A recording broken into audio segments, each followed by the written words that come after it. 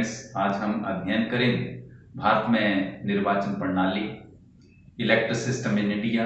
आज हमारा जो टॉपिक रहेगा वो रहेगा भारतीय चुनाव प्रणाली की मुख्य विशेषताएं और भारतीय चुनाव प्रणाली में कौन से दोष हैं और भारतीय चुनाव प्रणाली में जो है वो किन सुधारों की मांग जो है वो समय समय पर की जाती रही है। और प्यारे बच्चों, हम सबसे पहले जानेंगे भारतीय चुनाव प्रणाली की मुख्य विशेषताएं या इसके लक्षण क्या हैं, फीचर्स जो है वो क्या हैं भारतीय चुनाव प्रणाली के।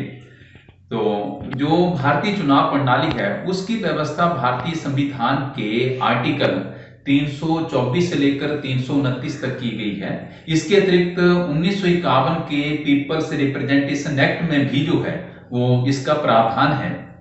और भारतीय चुनाव प्रणाली की जो विशेषताएं हैं वो समय समय पर जो है वो पीपल्स रिप्रेजेंटेशन एक्ट में जो अमेंडमेंट होते रहे हैं उन्होंने जो व्यवस्थाएं जो भारतीय चुनाव प्रणाली में शामिल की हैं उनका अध्ययन हम आज संक्षेप रूप में करने जा रहे हैं। सबसे पहले हम बात करते हैं भारतीय चुनाव प्रणाली की विशेषताओं में वयस्क मताधिकार। वयस्क मताधिकार भारतीय चुनाव प्रणाली की मुख्य विशेषता है। यहाँ पर प्रत्येक स्त्री तथा पुरुष जिसकी आयु 18 वर्ष से अधिक है उनको मत देने का अधिकार बिना किसी भेदभाव के दिया गया है। और ऐसा मताधिकार देते समय किसी भी व्यक्ति के साथ जो है वो जाति, धर्म, रंग, लिंग, भाषा, क्षेत्र आदि के आधार पर कोई भी भेदभाव नहीं किया जाता है। नंबर 2 पर दूसरी विशेषता है योग्यताएं व अयोग्यताएं, क्वालिफिकेशंस एंड डिस्क्वालिफिकेशंस। प्यारे बच्चों, भारतीय चुनाव प्रणाली की भी एक मुख्य विशेषता है कि यहाँ पर जो है चुनाव लड़ने के लिए जो है प्रत्याशियों के लिए योग्यताएं व अयोग्यताएं जो है वो संविधान के अंतर्गत निश्चित की गई हैं। जैसे कि लोकसभा तथा राज्य विधानसभा का चुनाव लड़ने के लिए जो व्यक्ति है, नागरिक है, वो भारत का नागरिक हो और उसकी आयु 25 वर्ष हो चुकी हो, वह केंद्र और राज्य सरकार के अधीन किसी लाभदायक पद पर नहीं होना चाहिए और वे व्यक्ति जिनको की जो है वो न्यायालय के द्वारा जो है वो अपराधी घोषित किया गया है, दिवालिये हैं और पागल हैं, उनको जो है वो चुनाव लड़ने से जो वंचित किया गया है। और ऐसे व्यक्ति जो कि कई ऐसे, जैसे कोई व्यक्ति अगर अस्पृश्यता का दोषी पाया गया है या फिर जो है वो उस पर जो है वो आपराधिक मुकदमे जो दर्ज है और वो सिद्ध हो चुके हैं, तो ऐसे व्यक्तियों को जो है 6 वर्ष के लिए जो है चुनाव लड़ने से जो है कि अयोग्य जो है वो घोषित किया जाता है। इसी प्रकार से जो है नंबर 3 पर हम बात करते हैं प्रत्यक्ष चुनाव। प्रत्यक्ष चुनाव भी भारतीय चुनाव प्रणाली की एक मुख्य विशेषता है। यहाँ पर भारतीय मतदाता जो है वो स्वयं प्रत्यक्ष रूप से अपने प्रतिनिधियों का जो चुनाव करता है। जैसे भारत में भारतीय मतदाता जो है वो लोकसभा तथा राज्य विधानसभा के सदस्यों का चुनाव जो है वो स्वयं प्रत्यक्ष रूप से करता है। वह अपने मत के प्रयोग के द्वारा अपने प्रतिनिधियों का चुनाव करता है। वह स्वयं मतदान के अंदर जाता है और अपने मत के प्रयोग से अपने प्रतिनिधियों का निर्वाचन करता है। उसके बाद नंबर 4 पर हम बात करेंगे एक सदस्यीय चुनाव क्षेत्र। भारतीय चुनाव प्रणाली की एक विशेषता ये भी है कि यहाँ पर जो है वो सिंगल मेंबर कंस्टिट्यूएंसी की व्यवस्था की गई है। एक सदस्यीय चुनाव क्षेत्र जो वो निश्चित किए जाते हैं। भारत में जो है वो जनसंख्या के आधार पर जो है वो एक सदस्यीय निर्वाचन क्षेत्र जो वो निश्चित किए गए हैं। जैसे कि लोकसभा के 543 स्थान जो है वो भरे जाते हैं 543, तो इसके लिए जो है वो समस्त देश को जनसंख्या के आधार पर निर्वाचन क्षेत्रों में बांटा गया है और प्रत्येक निर्वाचन क्षेत्र से जो है वो एक प्रतिनिधि का चुनाव जो है वो लोगों द्वारा प्रत्यक्ष रूप से वयस्क मताधिकार के आधार पर किया जाता है। तो इस प्रकार से भारत में जो है वो एक सदस्यीय चुनाव क्षेत्र की व्यवस्था की गई है। उसके पश्चात है नंबर 5 पर गुप्त मतदान। गुप्त मतदान भी भारतीय चुनाव प्रणाली की एक मुख्य विशेषता है। यहाँ पर चुनाव अधिकारियों के द्वारा ऐसा चुनाव प्रबंध किया जाता है जिससे किसी मतदाता के बारे में यह पता नहीं चलता है कि उसने किस प्रत्याशी के पक्ष में अपने मत का प्रयोग किया है। तो इस प्रकार से जो है ऐसी व्यवस्था होने से जो भारतीय मतदाता है वो निर्भीकता से जो है वो अपने मत का प्रयोग करता है। फिर नंबर 6 पर है परिणाम बहुमत के आधार पर। भारतीय चुनाव प्रणाली की एक मुख्य विशेषता यह भी है कि यहाँ पर जो है प्रत्याशियों, यहाँ पर जो है वो परिणाम जो है चुनावों में वो बहुमत के आधार पर जो है वो घोषित किए जाते हैं। इसके लिए भारत में जो है वो साधारण बहुमत प्रणाली को अपनाया गया है। इस प्रणाली के अंतर्गत उस उम्मीदवार को जो विजयी घोषित किया जाता है जिसको कि जो है वो चुनावों में सबसे अधिक मत प्राप्त हुए होते हैं। फिर हम बात करते हैं नंबर 7 पर चुनाव आयोग। भारतीय चुनाव प्रणाली की एक विशेषता यह भी है कि यहाँ पर चुनावों का निरीक्षण, निर्देशन तथा नियंत्रण करने के लिए जो है वो चुनाव आयोग की व्यवस्था की गई है, जिसके अंतर्गत जो है वो चुनाव आयोग लोकसभा, राज्य विधानसभाओं और जितनी भी भारत में लोकतांत्रिक संस्थाएं हैं और राज्यसभा है, राज्य विधान परिषद है, राष्ट्रपति तथा उपराष्ट्रपति आदि के चुनावों का प्रबंध करता है। इसके लिए चुनाव आयोग की सहायता करने के लिए जो है वो अन्य अधिकारियों की भी नियुक्ति की जाती है, जैसे रिटर्निंग ऑफिसर बनाए जाते हैं और इसी प्रकार से जो है वो पोलिंग बूथ बनाए जाते हैं। वहां पर प्रिजाइडिंग ऑफिसर, असिस्टेंट ऑफिसर की जो है वो नियुक्ति की जाती है ताकि जो है वो चुनावों का निरीक्षण, निर्देशन तथा नियंत्रण का कार्य जो है वो अच्छे ढंग से हो सके। तो ये तो हमने जाना भारतीय चुनाव प्रणाली की मुख्य विशेषताओं के बारे में। अब हम बात करते हैं भारतीय चुनाव प्रणाली के दोष। भारतीय चुनाव प्रणाली संविधान के लागू होने से ही कार्य कर रही है, परंतु यदि हम देखें तो इस चुनाव प्रणाली में कई प्रकार के दोष जो है वो उभर कर सामने आए हैं। सबसे पहले हम बात करते हैं दोष युक्त प्रतिनिधित्व प्रणाली। भारतीय चुनाव प्रणाली की एक सबसे जो बड़ा दोष ये पाया जाता है कि भारतीय चुनाव प्रणाली जो है वो दोष युक्त है। यहाँ पर जो है वो होता क्या है कि कम मत प्राप्त करने वाला प्रत्याशी भी जो है वो विजयी घोषित हो जाता है और उसको कुल डाले गए मतों का स्पष्ट बहुमत प्राप्त करने की आवश्यकता नहीं होती है। अपितु यहाँ पर उसी प्रत्याशी को विजयी घोषित किया जाता है जिसको कि सबसे अधिक मत प्राप्त हुए होते हैं। तो इस प्रकार से यहाँ पर कम मत प्राप्त करने वाले प्रत्याशी जो विजयी घोषित किया जाता है। तो इस प्रकार से जो है इसको एक दोष माना जाता है। ये मांग ये की जाती है कि उसी प्रत्याशी को जो विजयी घोषित किया जाए जिसको कि जो है वो जो है एक निश्चित बहुमत प्राप्त हुआ हो। इसी प्रकार से जो है वो अत्यधिक राजनीतिक दल हैं। भारतीय चुनाव प्रणाली की एक दोष यह भी पाया जाता है कि भारत में जो है वो राजनीतिक दलों की संख्या बहुत अधिक है।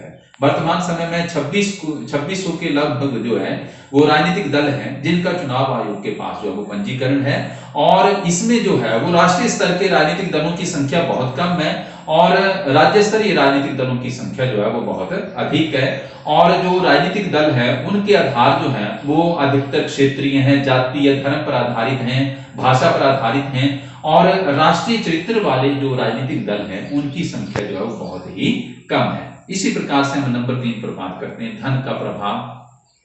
भारतीय चुनाव प्रणाली में एक दोष यह भी पाया जाता है कि भारत में चुनावों के समय जो है वो धन की भूमिका अधिक बढ़ जाती है और चुनावों के समय जो है वो काले धन का प्रयोग अत्यधिक किया जाता है।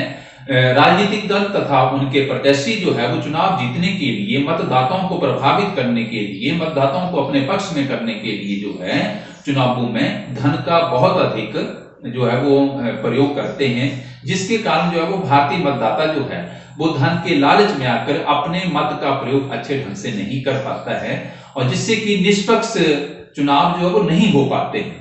और नंबर 4 पर हम बात करते हैं सरकारी तंत्र का कुप्रयोग। इसी प्रकार से जो है भारतीय चुनाव प्रणाली का एक दोष ये पाया जाता है कि चुनावों के समय जो है वो सरकारी तंत्र का भारत में जो है वो इसका जो है वो दुरुपयोग किया जाता है। जैसे जितने भी सरकारी अधिकारी होते हैं, सरकारी मशीनरी होती है और जो सरकारी जितनी भी मतलब व्यवस्थाएं होती हैं, सुविधाएं होती हैं, उसमें शासक दल जो है वो अपने हितों के लिए सरकारी तंत्र का जो है वो प्रयोग करता है और इसमें जो शासक दल होता है वो सरकारी अधिकारियों, कर्मचारियों की सहायता से जो है वो अपने लिए जो है वो चुनावों में लाभ प्राप्त करने के लिए उनका भरपूर मात्रा में प्रयोग करता है। इसी प्रकार से नंबर 5 पर हम बात करते हैं दोषपूर्ण मतदाता सूची। भारतीय चुनाव प्रणाली का एक दोष ये पाया जाता है कि यहाँ पर जो मतदाता सूचियां हैं वो काफी दोषपूर्ण है। एक तो इसमें एक दोष ये पाया जाता है कि समय पर इनकी दोहराई नहीं हो पाती है।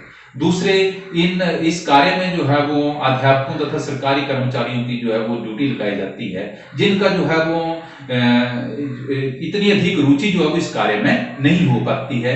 और नहीं होती है, और वो निष्पक्ष ढंग से जो है उनका कार्य नहीं होता है। इसी प्रकार से जो है वो कई बार जिन मतदाताओं का स्वर्गवास हो चुका होता है उनके नाम मतदाता सूची में से नहीं काटे जाते हैं, और नए मतदाताओं के नाम जो है वो उसमें पंजीकृत नहीं हो पाते हैं। तो जो मतदाता सूचियां होती हैं वो काफी जो है मतलब दोषपूर्ण मानी जाती है। इसी प्रकार से नंबर 6 पर चुनाव याचिकाओं के निर्णय में विलंब। भारतीय चुनाव प्रणाली का एक दोष यह भी पाया जाता है कि जो चुनावों में जो हारा हुआ उम्मीदवार होता है वो विजयी उम्मीदवार के विरुद्ध जो है वो क्या करता है, रिट याचिका जो है वो राज्य उच्च न्यायालय में जो वो दायर करने का अधिकार जो वो दिया गया है। परंतु देखा यह गया है कि राज्य उच्च न्यायालय को जो है वो 6 मास के भीतर उन याचिकाओं पर अपना निर्णय देना चाहिए, परंतु इन याचिकाओं पर निर्णय जो है वो काफी लंबे समय के पश्चात होते हैं, जब तक जो विजयी प्रत्याशी होता है वो अपना कार्यकाल भी पूरा कर लिया होता है, उसने अपना कार्यकाल भी जो है वो पूरा कर लिया होता है। तो इस प्रकार से जो है ये भी एक जो मुख्य दोष पाया जाता है। फिर है कि प्रत्याशियों के लिए अधिकतम आयु की कोई सीमा नहीं है। इसी प्रकार से जो है वो क्या है, भारतीय चुनाव प्रणाली का एक दोष ये भी पाया जाता है कि यहाँ पर जो है वो चुनाव लड़ने के लिए न्यूनतम आयु तो निश्चित की गई है, जैसे लोकसभा विधानसभा का चुनाव लड़ने के लिए जो है वो 25 वर्ष निश्चित की गई है, परंतु अधिकतम आयु सीमा का कोई भी प्रावधान नहीं है। देखने में आता है कि अगर हम भारतीय चुनाव प्रणाली को देखें तो यहाँ पर अधिकतर जो नेता होते हैं उन्होंने जो है वो 70 वर्ष की आयु जो है वो पूरी कर ली होती है, और उसके पश्चात भी जो है वो चुनावों में खड़े होते रहते हैं, चुनाव जो है वो जीतते रहते हैं। तो कहने का तात्पर्य यह है कि जब एक सरकारी कर्मचारी अधिकारी जो है वो 58 वर्ष या 65 वर्ष की आयु तक जो है वो सेवानिवृत्त हो जाते हैं, तो राजनीति में भी जो है वो एक चुनाव लड़ने के लिए एक आयु सीमा होनी चाहिए। तो ये भारतीय चुनाव प्रणाली के उपरोक्त सभी दोष माने जाते हैं। अब हम बात करते हैं भारतीय चुनाव प्रणाली में किन सुधारों की मांग की जा रही है। भारतीय चुनाव प्रणाली में आज जो दोष उभर कर सामने आए हैं, तो उसके लिए जो है वो उन दोषों को दूर करने के लिए निम्न सुधारों की मांग जो है वो की जा रही है। सबसे पहले यह है कि बहुसदस्यीय निर्वाचन आयोग को संवैधानिक मान्यता। आर्टिकल 324 में जो स्पष्ट लिखा गया है कि भारत में एक मुख्य चुनाव आयुक्त तथा उतने ही अन्य आयुक्त होंगे जिनकी व्यवस्था जो है वो समय समय पर सरकार के द्वारा की जाएगी। भारत में यद्यपि जो है वो चुनाव आयोग को बहुसदस्यीय बना तो दिया गया है, परंतु इस बहुसदस्यीय चुनाव आयोग को संवैधानिक मान्यता नहीं दी गई है। अतः जो है वो इस बहुसदस्यीय चुनाव आयोग को संवैधानिक मान्यता जो प्राप्त होनी चाहिए, ताकि जो है वो बहुसदस्यीय चुनाव आयोग की व्यवस्था करना जो है वो सरकार के लिए अनिवार्य कर दिया जाए। इसी प्रकार से नंबर 2 पर चुनाव आयुक्तों की नियुक्ति की विधि। भारत में चुनाव आयुक्तों की जो नियुक्ति की जाती है तो राष्ट्रपति जो है वो उनकी नियुक्ति करता है, और ये नियुक्ति प्रधानमंत्री के परामर्श से होती है। अतः मुख्य चुनाव आयुक्त तथा अन्य आयुक्त जो होते हैं वो निष्पक्ष ढंग से अपना कार्य नहीं कर पाते हैं। अतः व्यवस्था ये होनी चाहिए कि राष्ट्रपति जब इन मुख्य चुनाव आयुक्त तथा अन्य आयुक्तों की नियुक्ति करता है तो इसके लिए जो है वो एक समिति का प्रावधान होना चाहिए, जिसमें प्रधानमंत्री हो, विपक्ष का नेता हो और सर्वोच्च न्यायालय के मुख्य न्यायाधीश को जो है शामिल किया जाना चाहिए, ताकि निष्पक्ष ढंग से जो है वो चुनाव आयुक्तों की नियुक्ति हो सके। इसी प्रकार से जो है वो हम बात करते हैं नंबर 3 पर सरकारी तंत्र के दुरुपयोग पर प्रतिबंध। एक भारतीय चुनाव प्रणाली में सुधार के लिए एक सुझाव भी दिया जाता है कि सरकारी तंत्र के दुरुपयोग पर जो प्रतिबंध होना चाहिए।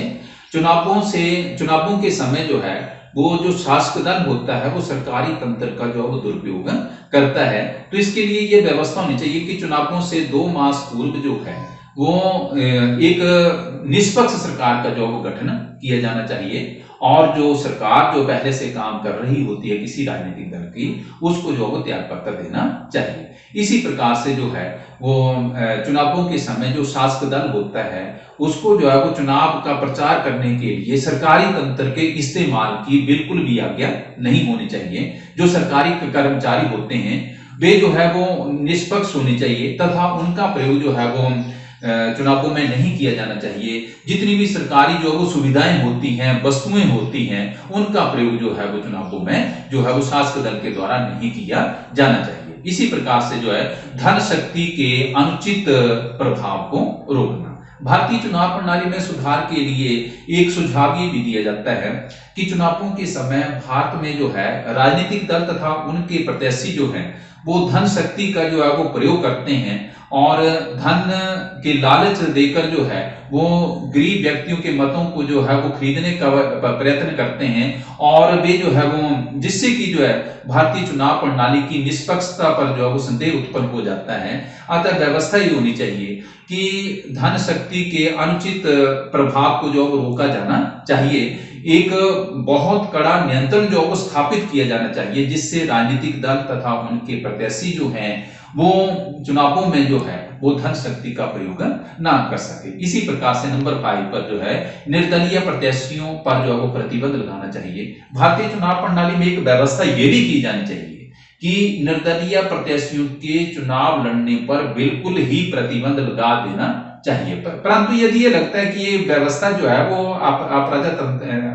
अप्रजातांत्रिक है तो ये सुधार होना चाहिए कि अगर कोई निर्दलीय प्रत्याशी जो है वो लोकसभा या विधानसभा का चुनाव जीत भी जाता है तो उसको चुनावों के पश्चात किसी राजनीतिक दल में जो वो शामिल ना किया जाए और उसको जो है कोई भी सरकारी पद या मंत्री पद जो है वो नहीं दिया जाना चाहिए। इसके अतिरिक्त यदि कोई निर्दलीय प्रत्याशी जो है वो एक वैध मतों का निश्चित मत प्राप्त नहीं कर पाता है तो आगामी चुनावों में उसको भाग लेने का अधिकार नहीं होना चाहिए।